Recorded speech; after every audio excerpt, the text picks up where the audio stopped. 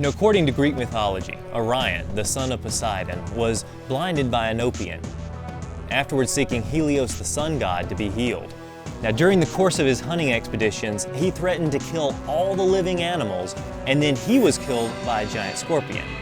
After his death, we're told that he was placed in the sky as a constellation by Zeus, becoming enshrined in the sky as the great hunter. Of course, that's all mythology, stories.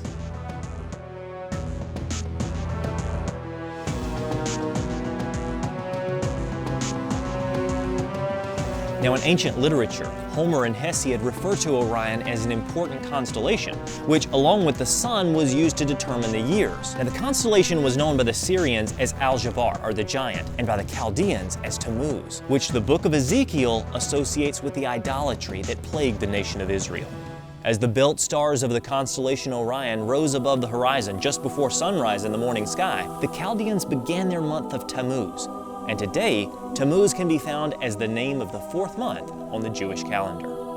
Now, within the constellation Orion lies probably the most notable nebula in the sky, the Great Orion Nebula. Let's take a look through the telescope and see if we can get a picture of this.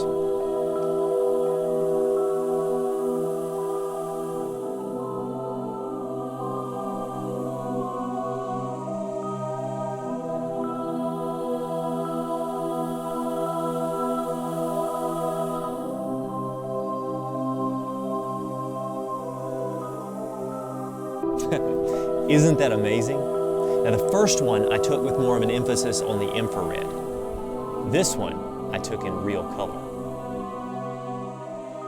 That's right, the blues and the purples and the red, they're all really there. Now, under dark skies, the nebula can be seen with even a good pair of binoculars as a bright glow near the central star of Orion's sword.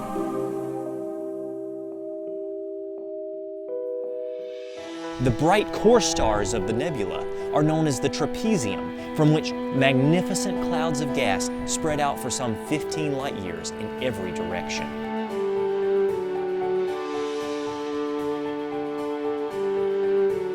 Now, the English word Orion, as found in our Bibles, comes from the Hebrew word Kesil.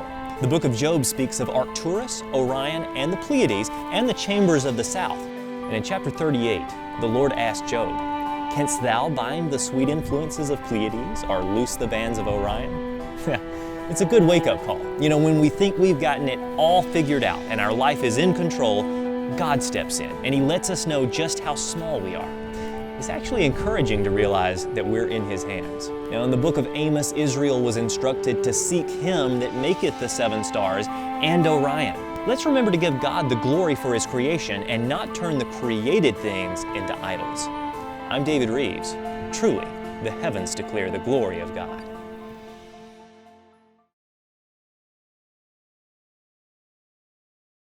Like what you're seeing?